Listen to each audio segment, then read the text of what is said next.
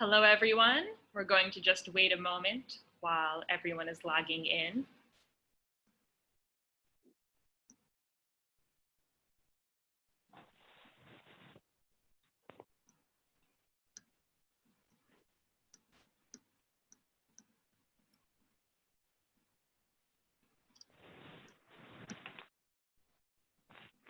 Welcome, everyone. I'm just going to take another few seconds as I see folks are still logging in, and we'll get started.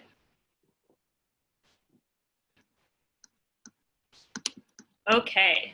Hello and welcome. My name is Eve Lipson. I work in J Street's Israel office. Thank you so much for joining us today for our session with Dr. Khalil Shikaki on Palestinian public opinion on annexation.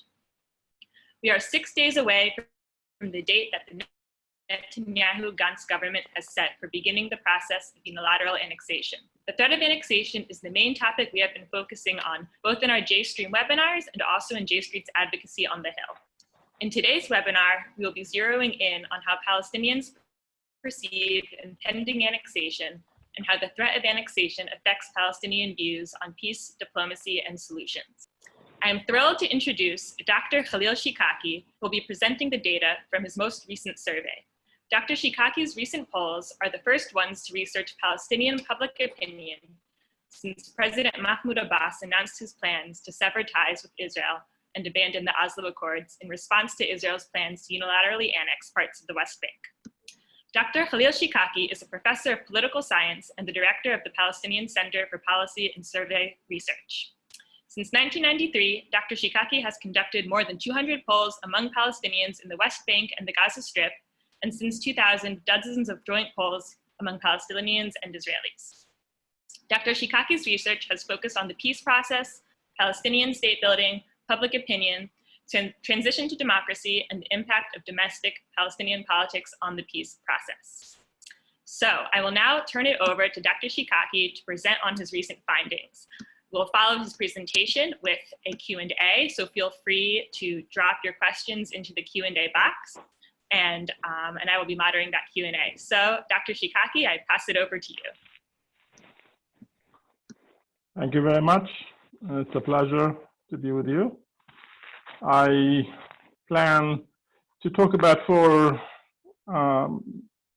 groups of issues, say something about the nature of the environment today among Palestinians, and how they see the response of the Palestinian Authority to it, talk about the nature of the change that is now being examined by the Palestinian public. What does it mean that these things are happening?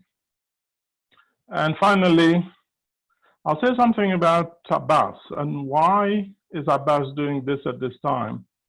And why did he act the way he did now rather than wait for Israel to make the decision on annexation? So in terms of the background, there are three things that are good to keep in mind. One, Abbas did announce that he is ending his commitments to Oslo and that he is severing relations with Israel, but he hasn't yet fully implemented that. He has started to implement it, but the full impact is not likely to come for a long time to come, maybe sooner. It depends on when Israel will make its own decision. In the meanwhile, Abbas wants the Palestinian public to support that decision and to express outrage through popular, non-violent responses. The problem is the Palestinian public doesn't really have much trust in the Palestinian Authority today. And that means, let me correct that a little bit. There is a little bit of trust in the management of the government of the coronavirus crisis, but other than that, the last 10 years have seen continued slide in trust of the PA. So the ability of the Palestinian Authority to move the public is very low. One can easily rule out a mass non-violent popular response to the Israeli annexation. The second issue we need to keep in mind is that there is a public consensus, however, on rejecting the Trump plan, on rejecting annexation. They just see annexation, and the Trump don't see a Palestinian state emerging if these steps are taken. And they, in fact, see these steps basically telling the Palestinians that the conflict must now go back to its original existential nature, us versus them, there is no middle ground, and so on. And that is why we see growing support for violence today among the Palestinians. Still, the majority does not support it as the means to end the Israeli occupation. We see some support as a response to, we'll talk more about that when I show you some of the slides. I have 3 slides I'll show later. But when we ask the public about the role of violence in ending occupation, we still don't see a majority in favor of that. The Palestinian security services are in full control of the Palestinian territories. Both Hamas and other armed groups are essentially contained in the West Bank. The third thing to keep in mind is that there is significant increased sustained public support for a one-state outcome. It is about to reach 40%, which means it is not a majority yet, but this is something that we've started to see going up with the announcement of the Trump plan.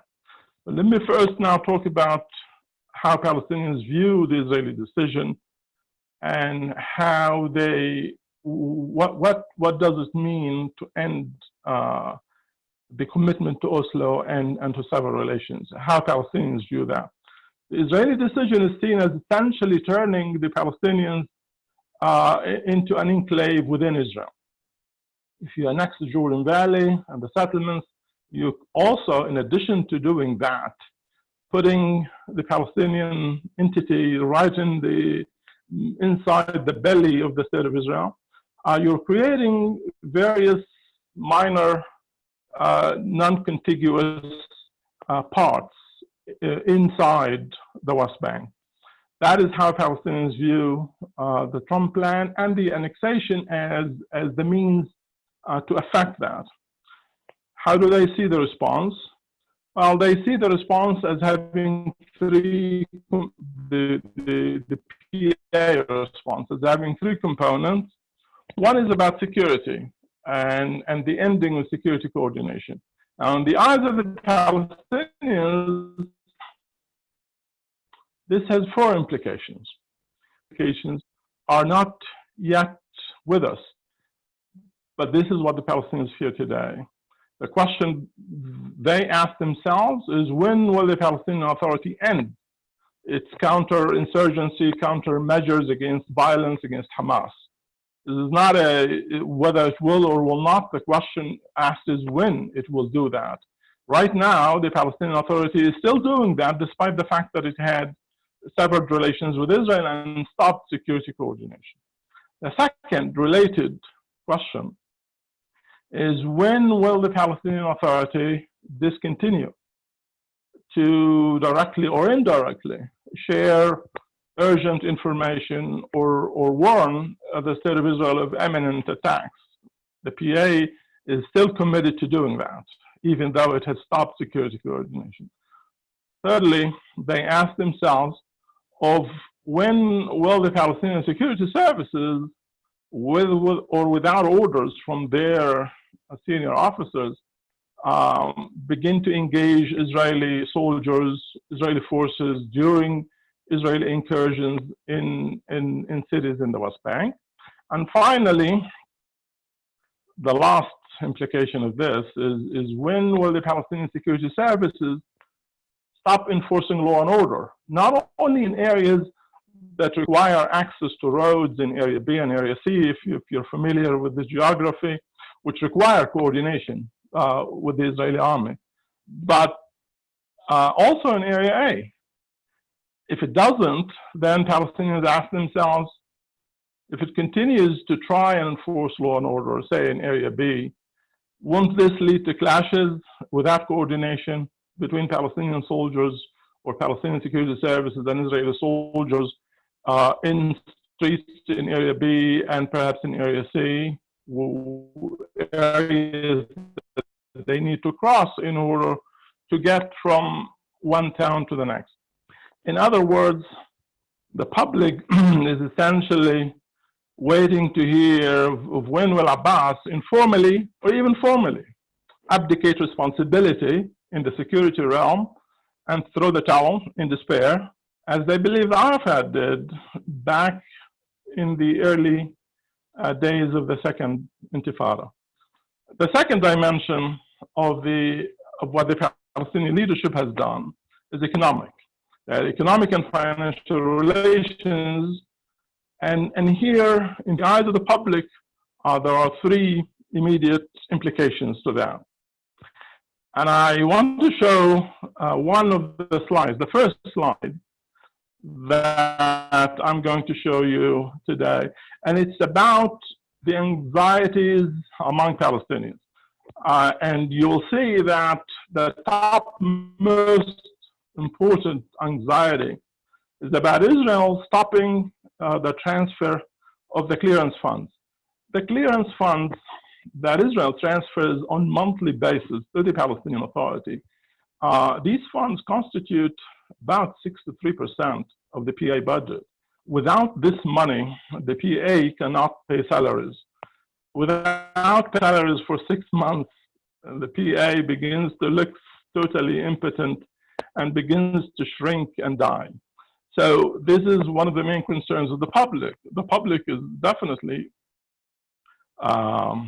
very, very worried and concerned about a lot of other stuff that begins with this issue and ends with their ability to travel, their ability to have access to water and electricity for Israel to, or for the PA to collapse.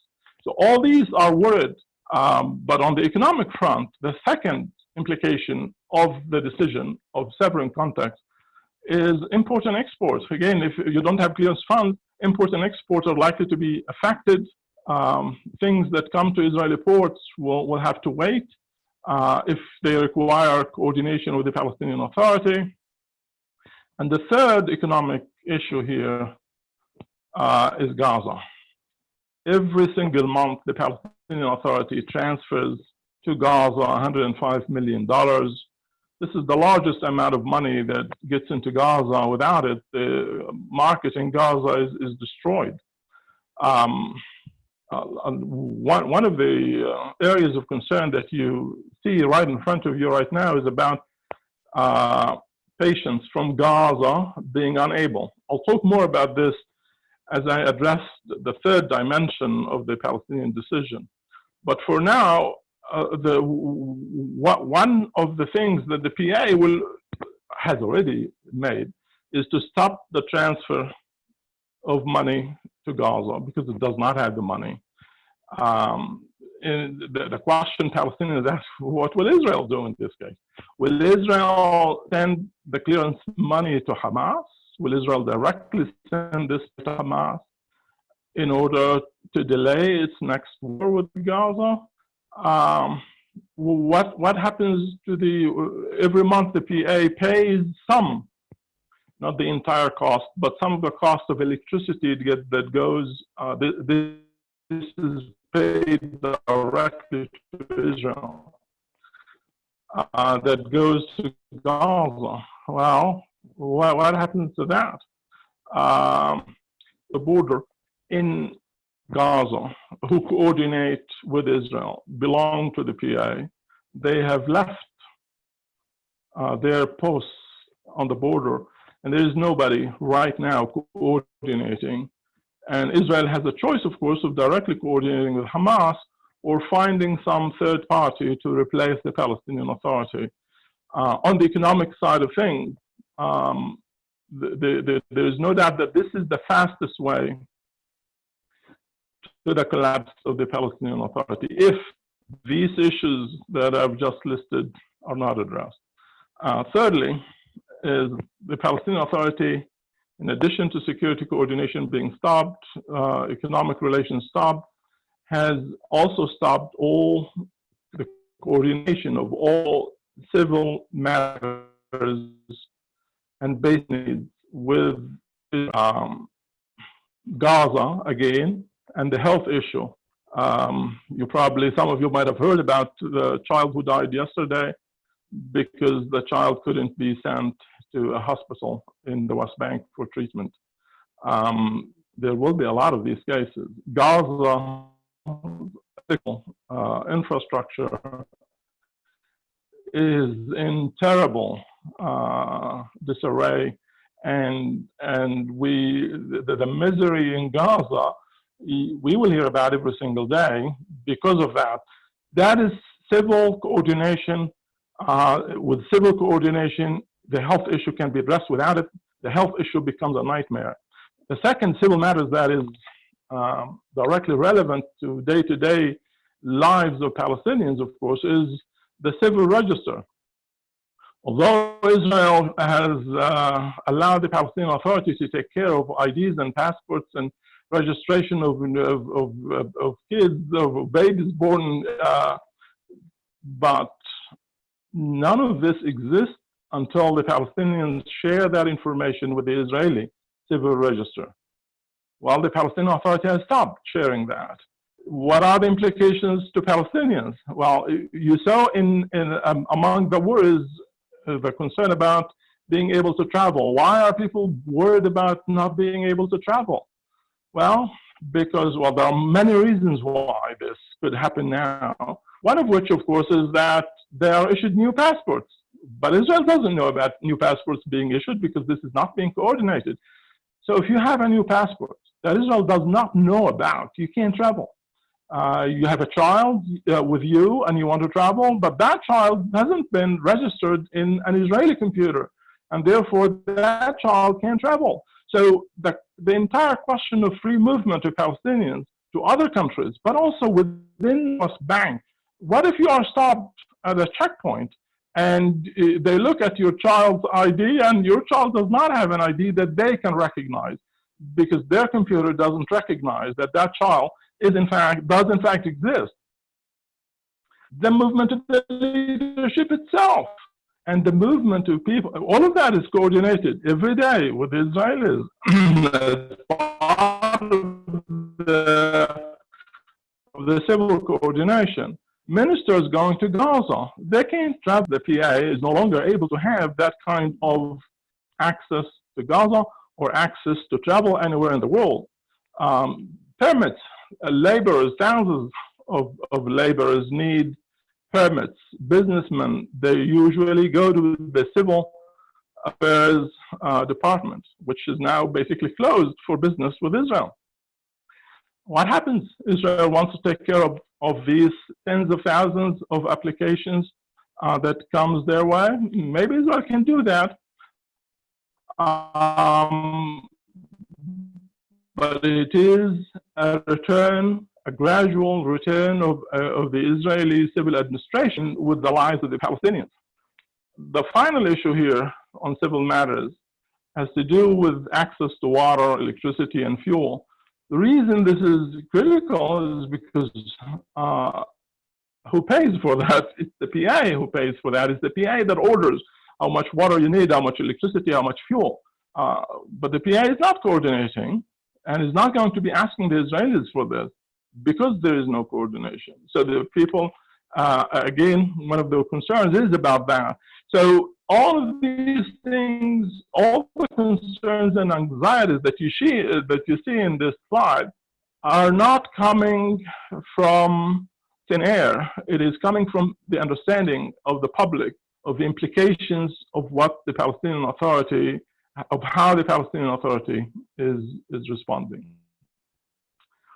The third issue I wanted to talk about is the nature of the change.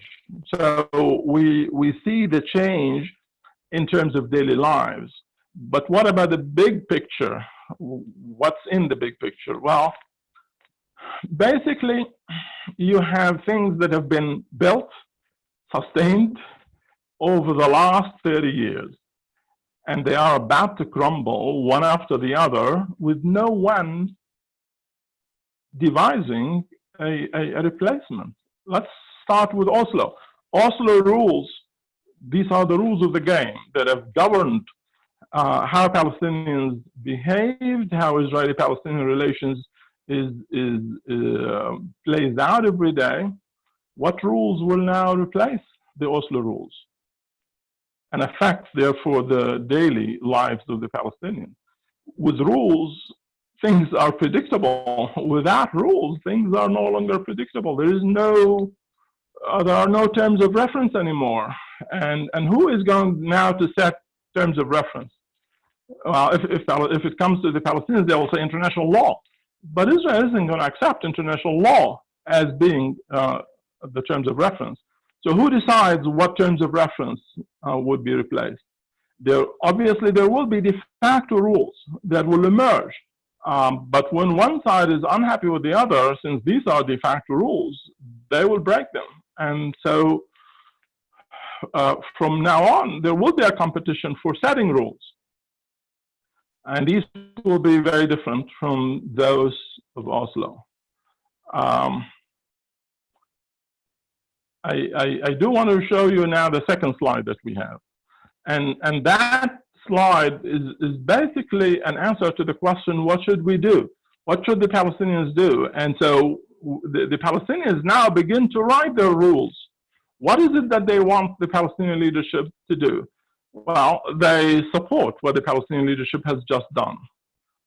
But they also support a lot of other things that they think the Palestinian Authority should be doing.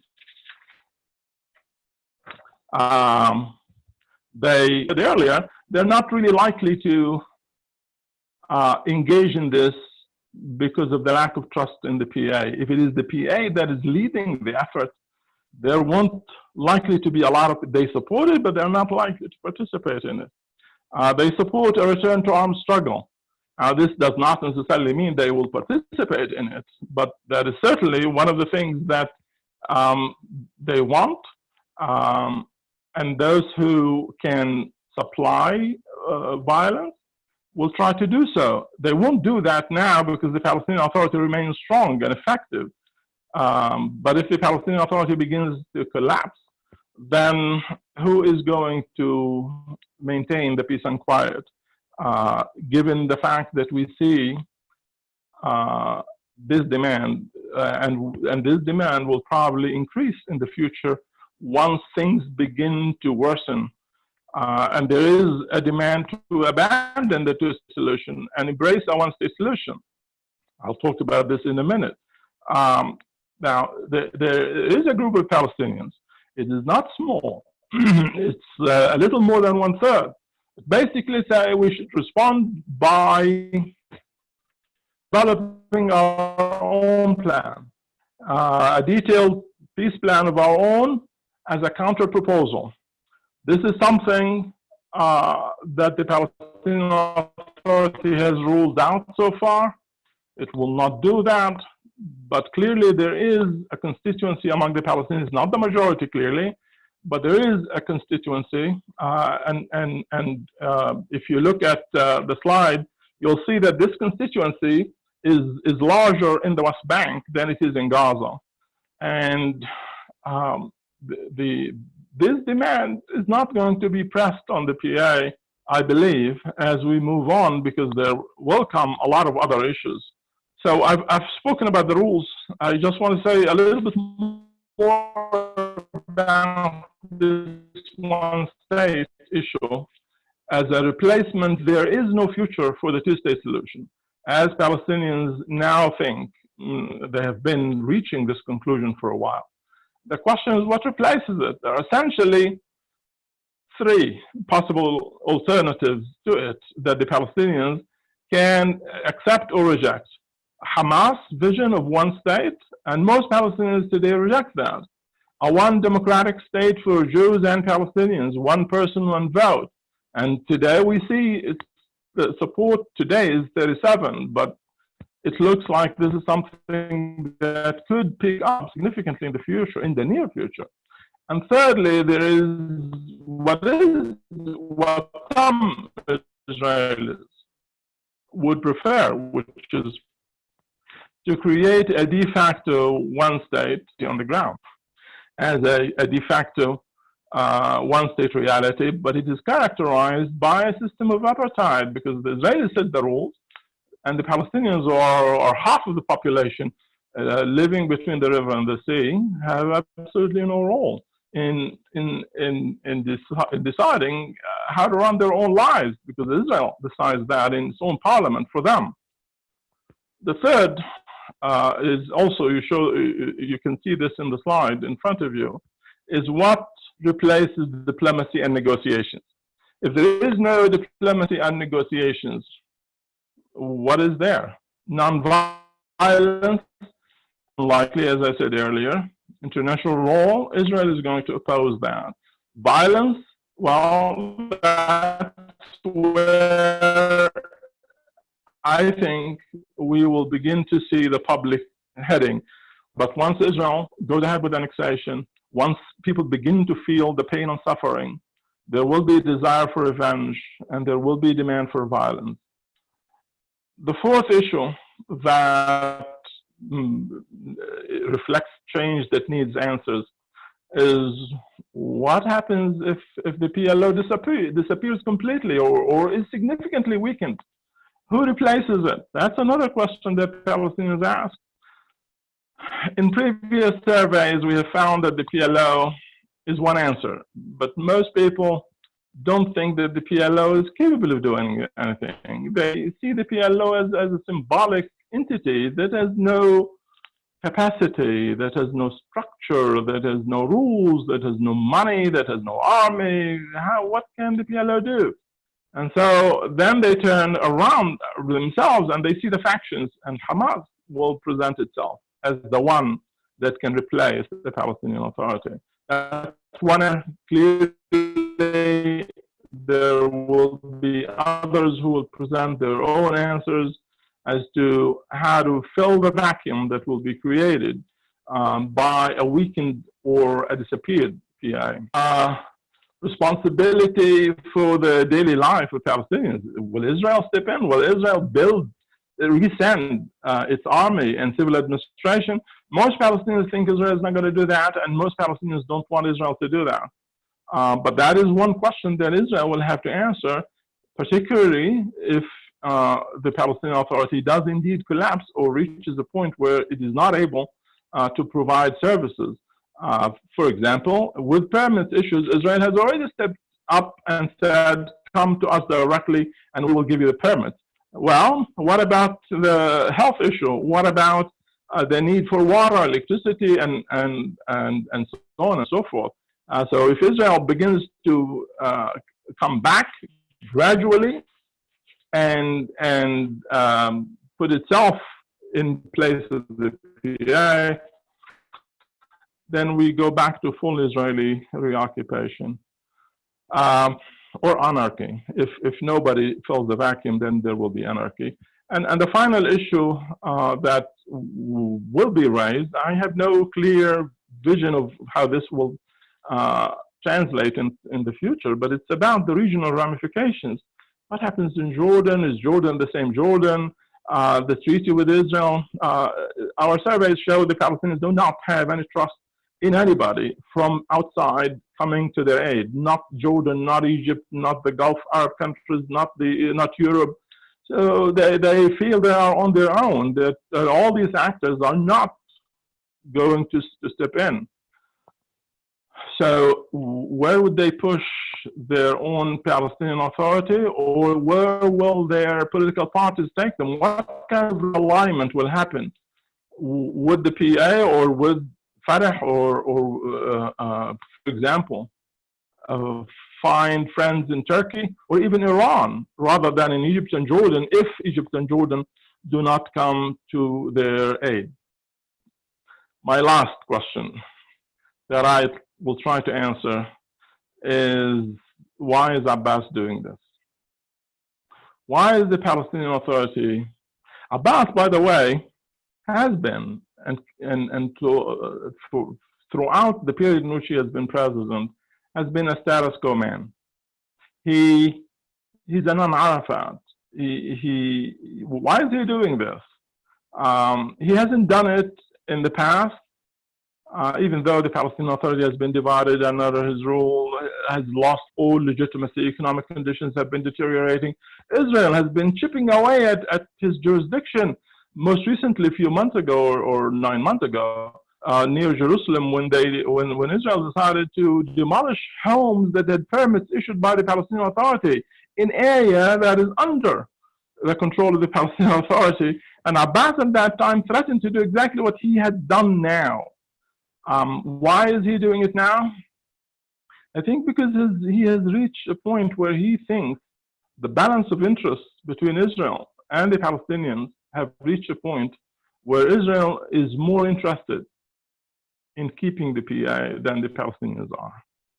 And so the question for him is, who benefits more from the PA? He now says Israel benefits more. Israel will have to pay the price. If they want the PA to remain there, they have to make it possible for the PA to be there. And he essentially says, look at Gaza. Israel is willing to work with Hamas, of all people, in order to maintain stability there. Would they be willing to risk destabilizing the entire West Bank and not work with us? And so basically, it is a game of chicken that he is playing and that Israel is playing with him right now. And the field of play in this game is about money. It's about security, and of course it's about movement of Palestinians. Without money, without the transfers, there is no salary payment, there's no payment to Gaza, the possibility of a collapse of the PA. The destabilization of conditions in the West Bank, the PA loses control. Gaza similarly destabilized, probably escalation to war. All of this is because of money. And so, but that is right now is the first thing that started to crumble. Money, access to resources. The second is security. And the question is, who will shoot first? Who will be, well, perhaps it's an accident or a simple miscalculation. The Palestinian and Israeli security services have but now there is no coordination. And so the question is, when will we see the first incident, act by accident or not, by miscalculation or not, in which the two sides begin to shoot at each other? The second area in this field of security is how will Israel respond in this case? Will Israel disarm the Palestinian security services? There are some 30,000 of them in the West Bank under arms.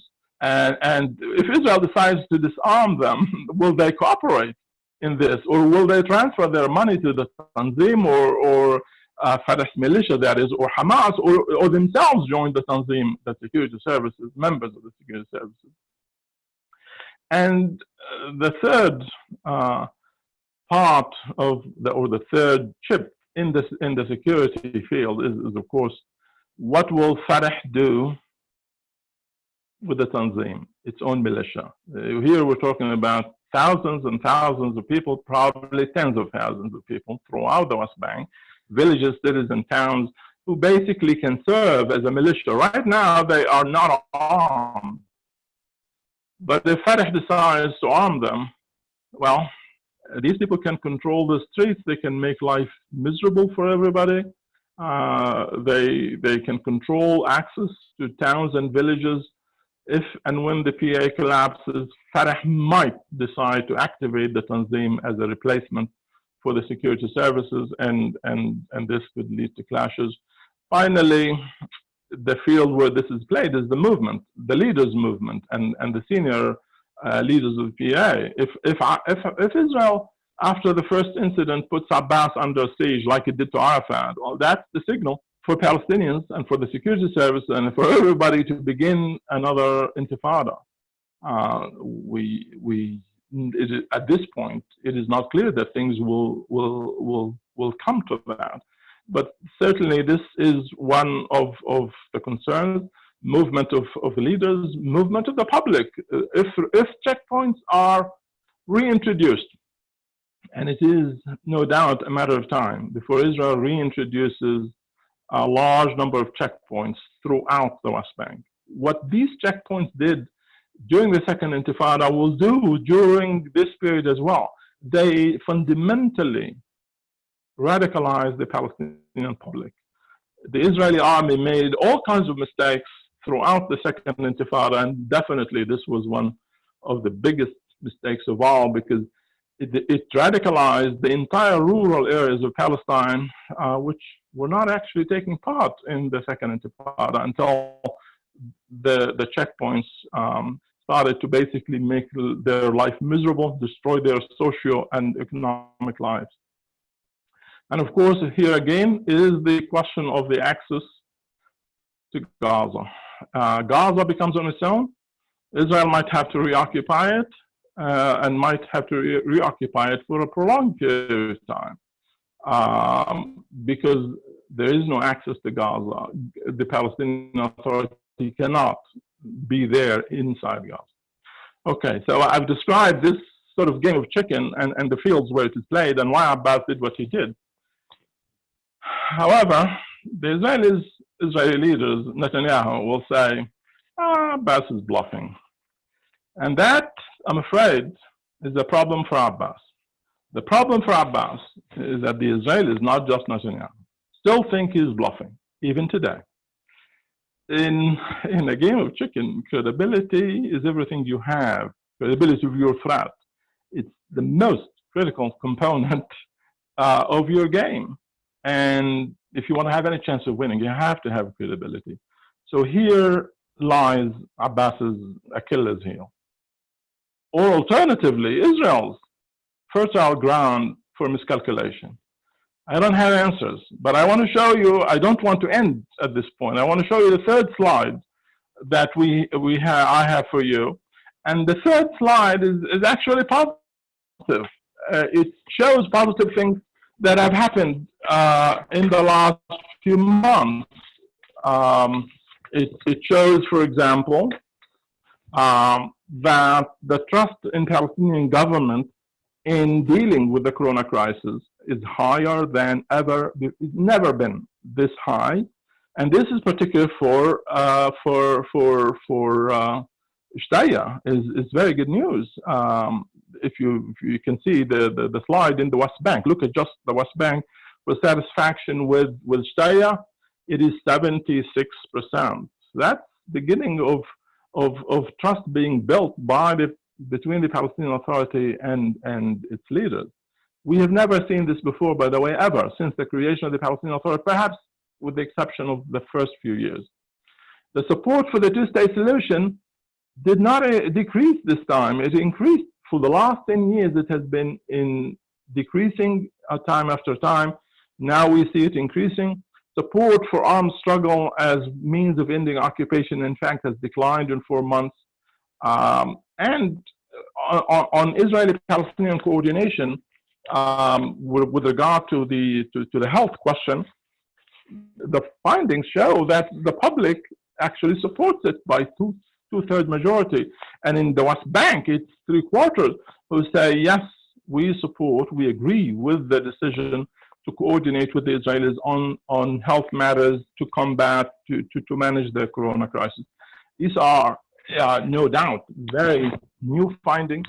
They clearly indicate a positive trend. I don't want you to conclude that things look good. They do not. But I just also don't want you to conclude that all hell is about to break loose. Maybe, maybe not. Thank you very much. Thank you so much, Dr. Shikaki. So I want to start off by asking you about the changing support for a two-state solution and a one-state outcome. You mentioned that the Trump peace plan has resulted in an increase in Palestinian support for a one-state outcome, but you also just showed us that, surprisingly, for the first time in ages, support for a two-state solution has increased in this most recent poll. So I'm wondering if you can explain a little bit why you think we're seeing both of these outcomes at this time, and also to expand a little bit based on your years and years of experience in these polls in general, what types of events lead to increased support or decreased support in diplomacy and getting to a two-state solution? The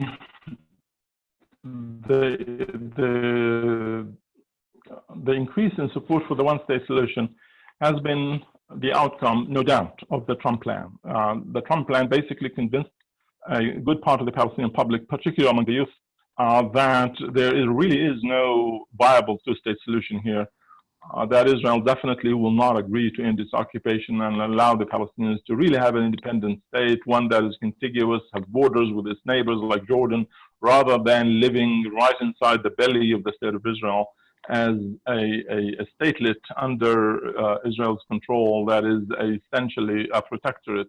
And so those who made this conclusion have decided that if you can't beat them, join them. And this kind of mindset will probably gain further ground in the future. However, there are those who say the Israelis are taking us for granted. We need to reassert our position. We need to defend our right to sovereignty and independence. And in light of the annexation, we clearly see the two views emerging strongly. And we see this increase in support for the two-state solution parallel to the increase in support for the one-state solution. We don't know where things will go from now, but every time it looks like the reality is becoming more and more a one-state reality, we lose part of the public to the one-staters. Every time it looks like either conditions are ripening for a two-state solution, or if the Palestinians, as in this case, feel that their own dream of a two-state solution is being crushed, they are basically rallying to the flag to try and defend it. Thank you. I wanted to also go back to a point you made at the beginning of your presentation about the lack of public trust in the Palestinian Authority in general. And in that vein, we've been hearing recently in the news and reports that there has been a real inability on Abbas's behalf to rally the public in wide-scale nonviolent demonstrations. So I'm wondering, on one hand, we have, the lack of trust in the PA. On the other hand, we did see in your polls a large amount of support for mass nonviolent resistance. So given these two things, how do you see this playing out? Do you think there is a chance we will be seeing more people in the streets protesting annexation? And is it possible that this could happen if it's not through the Palestinian Authority's orchestration? If it is orchestrated by the Palestinian Authority, I don't see this becoming a mass movement because of the lack of trust. As I said earlier, there is a window of opportunity in the form of Staya and the performance during the Corona crisis that could begin to change things. I have to wait to see whether this will translate into real trust in Abbas as well. Indications are this is not developing, but we can wait and see. Can other players step in and do this? It is very difficult. The PA, as long as the PA is strong, it will not allow other parties to step in to organize this. But if the PA begins to weaken, then other groups will emerge. Hamas, first and foremost, the Tanzim. But these people have different agenda than the agenda that Abbas currently has. Abbas wants a movement, a mass non-violent movement that he can lead. He can't have it because there's a gap, a wide gap between him and the public. And so he will not be able to get that. The public can go out and if Abbas is not leading it, but this will not happen until Abbas is out, or the PA is weak enough, or the PA has essentially collapsed. I see. I want to point out one more thing for your clarification. One of our viewers, Elaine Friedland, pointed out that there appears to be some sort of contradiction between the first two slides.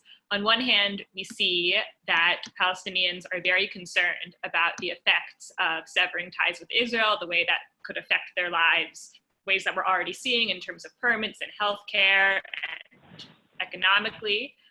But at the same time, we're seeing a very high level of support for severing ties with Israel. So I was wondering if you could clarify a little bit, how is the public, interpreting these things and what we could expect potentially to happen as a result of, these negative effects coming into place as a result of severing ties? How can we expect the public to be responding to that? We shouldn't view this the differences in the two slides as being in contradiction. Clearly, what they show is that the public is fully aware of the price that it will have to pay. And it is very worried about it, but it is willing to pay it. We asked about support for this policy in this survey 3 times. And the reason we did that is because we wanted to ask in theory, and then we asked about Abbas in particular, and then we asked after we went over all the implications of this. And the percentages, they were very high. When we brought Abbas into the picture, it went down. And when we discussed all the implications and all the kinds of infliction of pain and suffering that they would have to tolerate, they have to endure, the support actually went up rather than down. We expected it to go down at least a little. It did not. It actually went up. So I'm convinced that the public is aware of the costs, is anticipating the cost, is very, very worried about that because it sees how things could in fact become so messed up. But it still feels this is the best course of action to get us out of the status quo and to respond effectively to the Israeli annexation. We have a question from Jean Berger, who is noting that you've surveyed Palestinian public opinion and researched the peace process over the years, and similar efforts have been made in Israel with the Israeli Peace Index. And she's wondering if you have maintained similar questions over the years, similar to the way that the Israeli Peace Index has, and if so, how can we compare this moment in time to other moments of crisis, such as during the first Intifada or the second Intifada? Can we learn at all from previous cycles? A very good question. Yes, we have at least half of our surveys are questions that track attitudes over time. We have questions that go back all the way to 1993. And the issue of support for the peace process, support for the two-state solution, support for violence, support for compromise, all these things, trusting one's own leadership, trusting the other side, all these questions are asked consistently year after year at least. And so if you're asking about the period just before the eruption of the second Intifada, I must warn you, conditions are very, very different from those. And just by focusing on public opinion alone, that could be misleading. But there are significant similarities between where we are today and where we were, say, in 2000. The last survey we did just before the Intifada was July 2000, which came soon after the collapse of Camp David, which could be equivalent to Trump plan annexation. At that time, we saw a spike in support for violence, as we see today. Although, as I said, this spike that we have seen 4 months ago was higher than where it is today. So it is not exactly the same as 2000, but there is no doubt that there is an increase in the level or there's an increase in militancy in Palestinian society in terms of finding an alternative to diplomacy. If diplomacy isn't working, If international law is not applied, Palestinians need to look for something else, and violence is definitely emerging as the one idea. If you give Palestinians 4 ideas today and say, which one, pick one of the 4, violence will be number 1. Diplomacy will be number 2, but violence will be number 1. And that brings us back to the period just before the eruption of the Second Intifada. But once again, I must warn that at that time, things were very, very different than they are today. And both Fatah, the Tanzim, and Hamas were much stronger, have greater capacity and motivation to carry out violence that, although the motivation is there today, not for Fatah Tanzim, because of Abbas. Abbas's greatest success with his own Tanzim and with Fatah has been to disarm them and to make sure that they do not resort to violence. The Tanzim will come back to play as an armed militia only if and when Abbas is weak enough to not being able to prevent it. When he abdicates responsibility, as Arafat did, that is where things will begin to collapse. When, as I said earlier, when Abbas comes to the level of despair that he throws the towel. So given the potential collapse of the PA, as you just described, and in general, the high level of distrust we're seeing for the Palestinian Authority, Frank Bradsky asks, are there other possible leaders in the PA that could be looking to take over once Abbas and the PA is gone, or once Abbas is gone and remnants of the PA maybe manage to survive? What can we expect in terms of Palestinian leadership? The surveys show clearly that there is one person, but he's in Israel, in an Israeli jail. Marwan Barghouthi is perceived by the public as a national hero. He is seen as a person of integrity. He is seen as a Democrat who is uncorruptible and who can lead the Palestinians towards a two-state solution, because he's a person who supports a two-state solution. He's the mainstream in his political views, but he's in jail serving several life sentences to Israelis. He's a terrorist, and therefore that choice of the Palestinians, he is the most popular Palestinian leader. He has been the most popular Palestinian leader for more than 15 years. And even more, even when Arafat was alive, he was number 2. When Arafat died, Barghouthi became number 1 in terms of popularity. The Fatah, however, has other leaders. The one that right now might be gaining the kind of support that would be required for a national leader is Shtaya.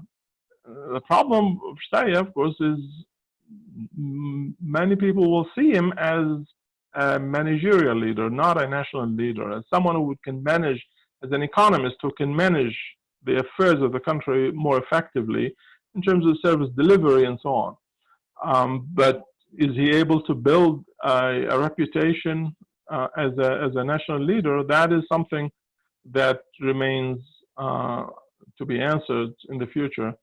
None of the other Fatah leaders do very well in a competition with Hamas leaders. Abbas isn't doing very well in a competition with Hamas leaders right now. Shtaya is doing a little better than Abbas. Definitely, again, I go back to Barghouthi is the only one who defeats Hamas's most popular leaders without any doubt. We have a question from Lawrence Marks referring to polling done in 2015, data by Palestinian, Israeli, and American and European sources suggesting that 60% or more of Palestinians believe that Israel is a temporary phenomenon and will eventually disappear.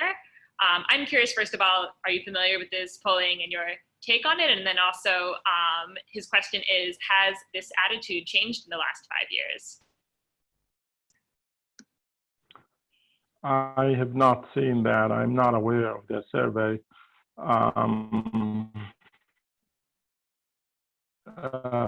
We ourselves have never asked that question. So I can't say anything about it.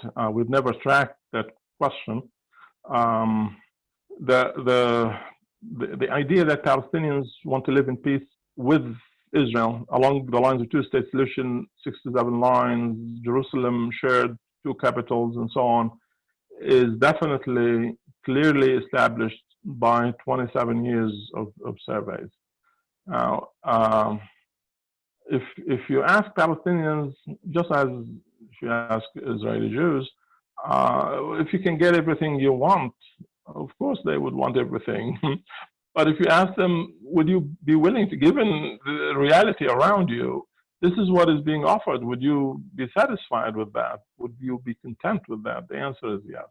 A two-state solution has been fully embraced, in fact, by more than 80% of the public in the 90s, and it went down to 70% by the end of the Second Intifada, to 70%, and today it is 45% or so. So clearly there's a decline in support for that idea, but it is not leading to an increased support for Hamas's idea. It is leading to an increased support, that decline that is, leading to an increased support to join Israel, to a one-state solution, to a one democratic state for Jews and Palestinians.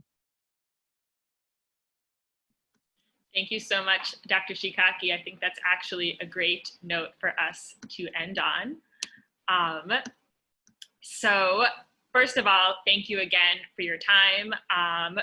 For those who don't know, Dr. Shikaki is the leading expert on Palestinian public opinion, and it is always an honor and a pleasure to have him address a J Street audience. There are still many unknowns, I'm sure, as you're all aware, about what will be happening in the coming weeks, if, how, when Israel pursues annexation, and I'm sure all of those factors will also impact Palestinian responses.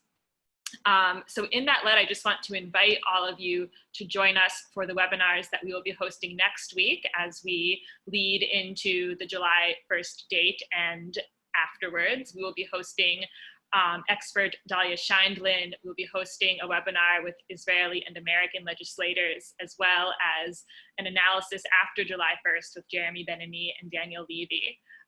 So please check back in with our JStream webpage later in the day as we get those events up. So I thank you all for joining us for this seminar. And again, Dr. Shikaki, it's a pleasure to have you here. Thank you very much.